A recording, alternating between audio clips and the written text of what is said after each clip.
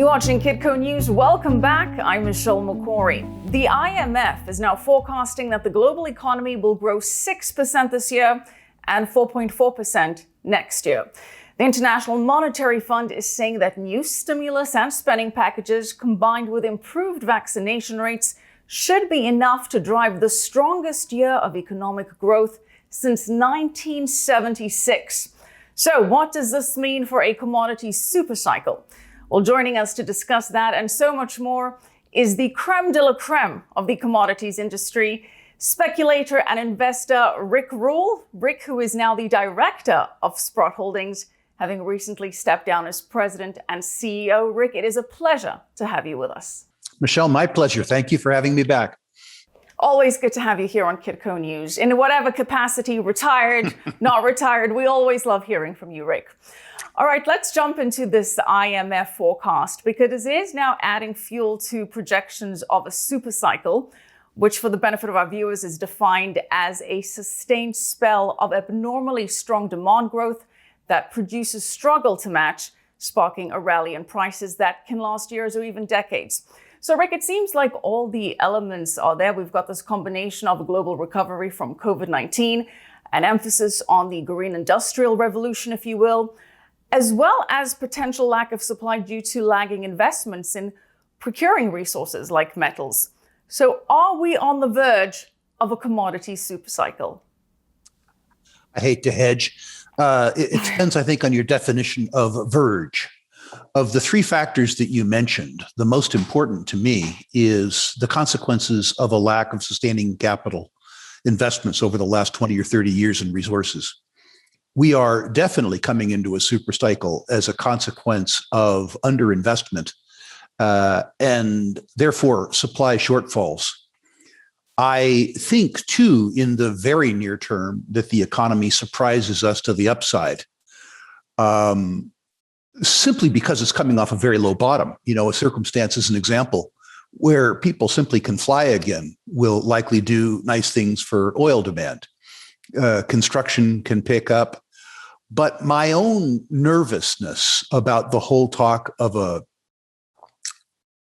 sustained economic recovery really goes to the fact that I think that this recovery is driven more by artificial stimulus than it is by increasing productivity or increasing global trade. I see economic nationalism, and I see issues that aren't related to liquidity, but rather to solvency, corporate debts, and factors like that holding it back. Commodity supercycle, yes.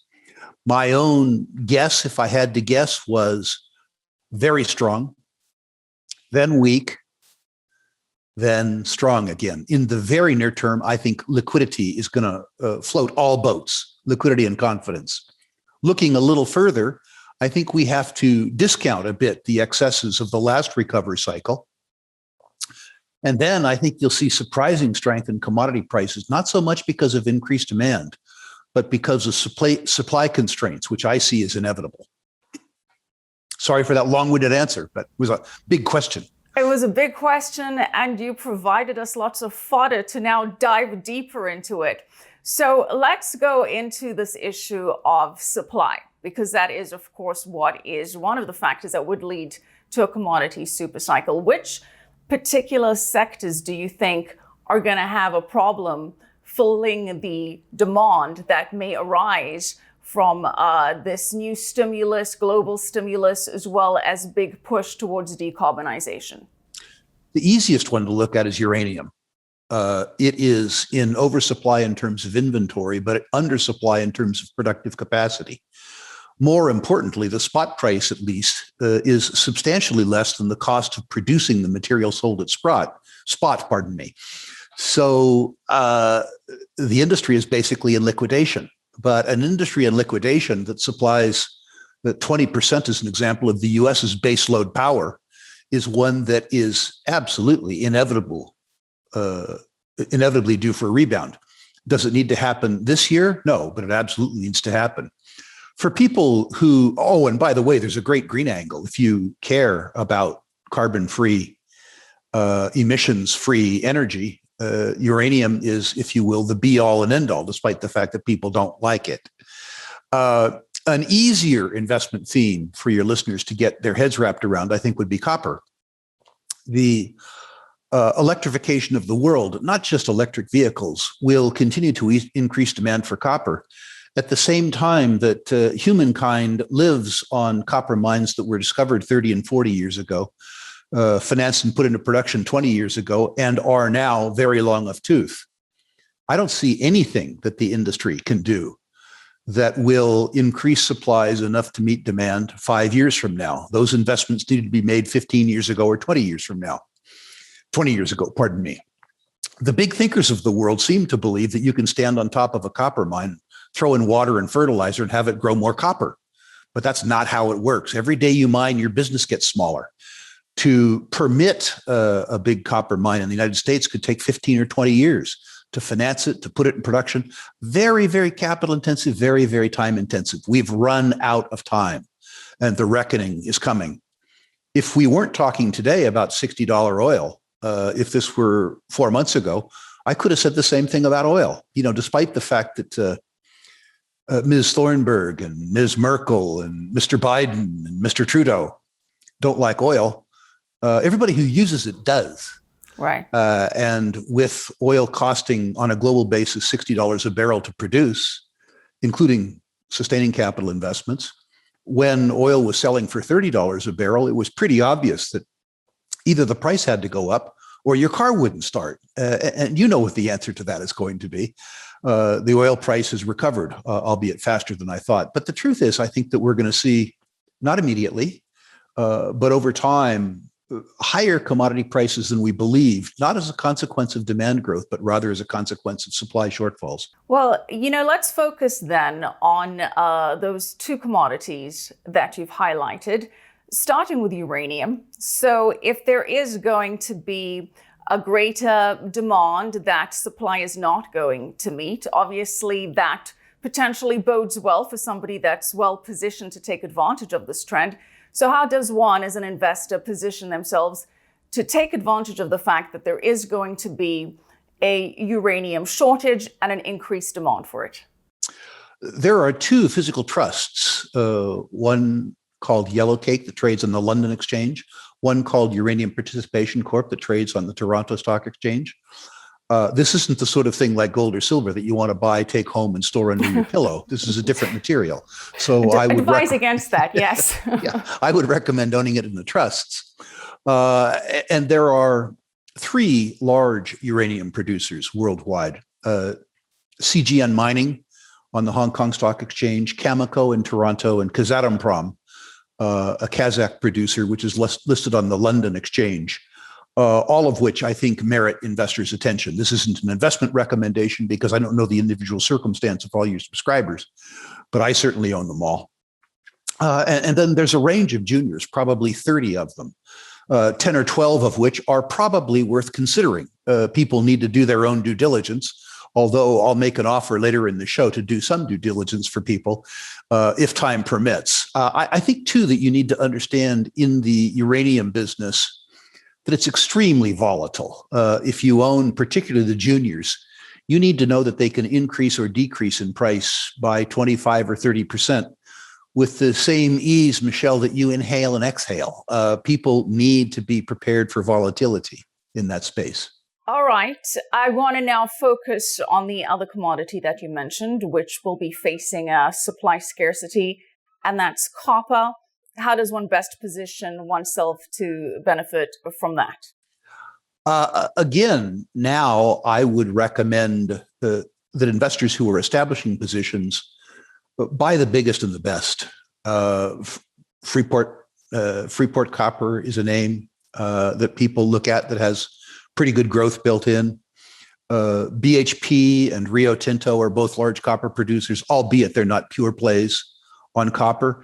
If you want to come down the scale a little bit, investors might look at Lundin Mining, or if investors have the courage to take real political risk, Ivanhoe Mines in Congo is bringing in what we see as the most important copper deposit brought into production probably in 100 years. But that one, as I say, because it's in Congo, takes a bit of courage. comes with all of the geopolitical risks that It does. come with investing in Africa. Absolutely. I do want to point back to something that the IMF said, and that is that they are comparing the potential upcoming boom to 1976. As we know, that was a pretty good time for a lot of commodities, sparked rallies, including that in silver. So this is a metal that people are saying is long overdue. It's time in the sun. What do you think in terms of what we can expect there?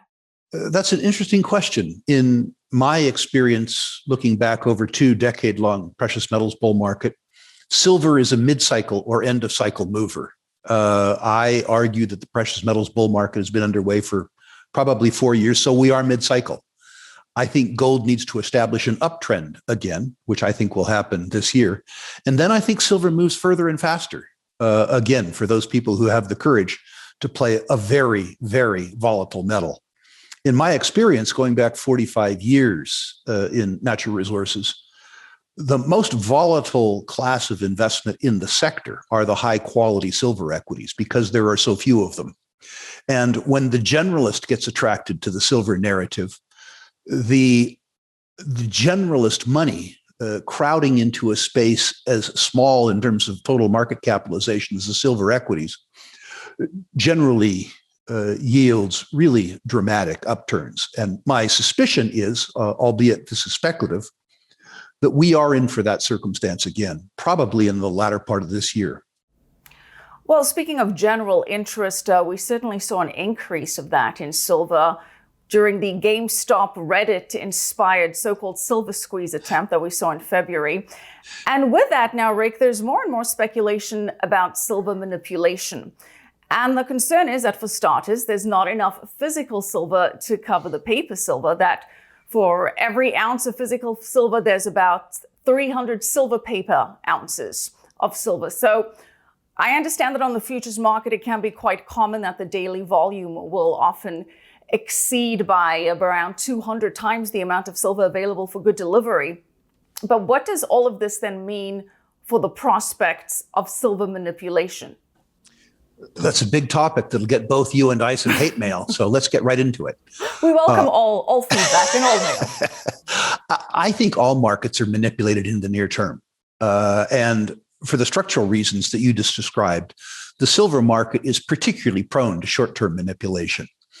The idea that on a daily basis on the COMEX, 200 or 250 times the amount of silver available for good delivery trades. It's important to note, by the way, that that's daily, not weekly, not monthly, 200 times daily. So a circumstance where a coalition of speculators, as an example, established a staggered position in the futures market and then spoofed the futures market and the physical market is one that could yield outsized gains to manipulation. If somebody had established, say, a leveraged $1 billion position in the futures market, which is not uncommon, and then dumped 20 or $30 million worth of silver in the overnight markets where the bids were the most thin, moving the physical market as much as they possibly could to manipulate the futures market. We've seen a lot of evidence of that over the last 7 or 8 years.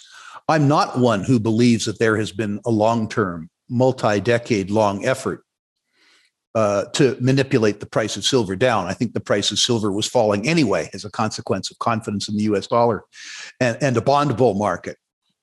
But I do think that silver is manipulated like many other asset classes, like LIBOR, like the US 10-year Treasury market, on a short-term basis by desks all the time. I also think that Reddit being a euphemism for a new class of young speculators, has taught the big silver banks a lesson in risk management. I never would have thought 7 or 8 weeks ago that a bunch of youngsters with cell phones could have the impact on the silver market that they in fact had. Were I a risk manager at a big bullion bank, mercifully I'm not, but were I one, the idea that that group didn't just tighten the futures market, but tightened the physical market, is something very interesting. Kitco, of course, has their finger on the pulse of retail physical silver demand. And on a global basis, we were basically sold out of retail product. It was available, but very high premiums. Sprott may well be the largest physical silver buyer in the world, actual physical silver buyer. We don't take deposit receipts. We don't take delivery receipts. We have to take physical silver for our trusts. And even we at the wholesale level were beginning to experience tightness. Now, most of the tightness was in 1 ounce product, kilo product, that sort of product. 1,000-ounce product was available, but much less available than we had expected it to be.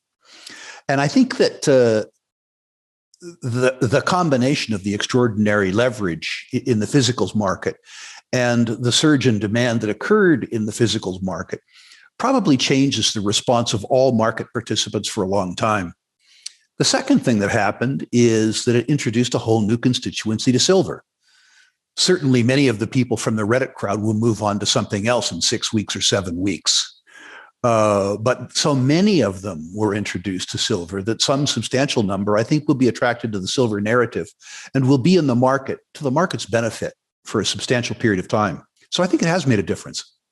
All right, but Rick, to your point, premiums of physical over spot in both silver and gold are very prevalent at the moment. So it kind of begs the question, why is the price of silver where it is then? Why is it still below $25, especially when you put it in historical context? And that's that silver has still not reached its 1980 highs. It's the only commodity to not reach its 1980 highs on an inflation-adjusted basis. If we look at the peak silver price of about $30 per ounce in 1980, you could argue that that should be equal to around $100 per ounce in today's dollars. So again, why is the price of silver where it is? I think if you look at the 1970 to 1981 bull market, and if you look at the 2000 to 2011 precious metals bull market, what you'll see is that the leader is gold. Gold establishes the market, and silver is the momentum mover. And I think the answer to your question, Michelle, is simply time. I think that the premiums in retail product were partially artificial. COVID-related shutdowns at mints that took 1,000-ounce product and made it into 1 ounce product because those refineries couldn't operate during COVID. At the same time that there was a spike in demand for retail product, there was a huge shortage in supply. So some of the premiums that you see in the spot market in terms of retail product are, I think, temporary. But I think in terms of the major point that you make, which is to say that the price disparity between gold and silver and the lack of momentum in silver relative to the bullish factors will be addressed in the fullness of time. I think that the silver bugs need to exhibit something that they're not famous for, which is patience. Oh, it's always a question of time, isn't it, Rick? Eventually. It is. So when? Because that's what people want to know. And I hate to put you on the spot, but that is the answer that our viewers are looking for. How longer do they need to be patient for? My gut feeling is that somebody who bought physical silver now should be prepared to wait 18 months for gratification. My own feeling is that the gold price itself is sensitive to nominal and real interest rates. And if the IMF is correct about an economic recovery, I think that central banks around the world will continue to refrain from yield management, which is to say that they'll let interest rates rise until they can't let them rise anymore, until the impact of interest rates on the economy slows things down. What that means is that in the very near term, I think both silver and gold prices are going to be soft because I think they're sensitive to both nominal and real interest rates. And higher interest rates means more confidence in the US dollar, more demand for the US 10-year treasury, less demand for gold. When you see the interest increase, at least the nominal increase in the interest paid on the US 10-year treasury, begin to filter through the rest of the economy, that is, when you see the 30-year fixed mortgage rate up 150 basis points, you see the rate on auto loans up 200 basis points. If you see any attempt to constrain interest rates again, artificially lower interest rates again, I think you'll see precious metals at first move fairly strongly and then perhaps explode to the upside. But really, what your listeners and viewers will have to do, as opposed to listen to me, which I wish they would, is watch the interest rate on the U.S. 10-year Treasury and watch it in regards to the stated CPI rate of inflation. That will tell you more about the direction of the gold price than anyone that you might interview, myself included, unfortunately. So what particularly should they be looking out for then? What would be the trigger? What would be the catalyst? If you started seeing the Fed begin to jawbone interest rates lower and then begin to engage again in yield management, which is to say selling short-term paper to buy down the yield on the 10-year. If you saw the yield on the 10-year go from 175 basis points back under 100 basis points, back under 1%, then you would know, I think, the precious metals game was on again in earnest.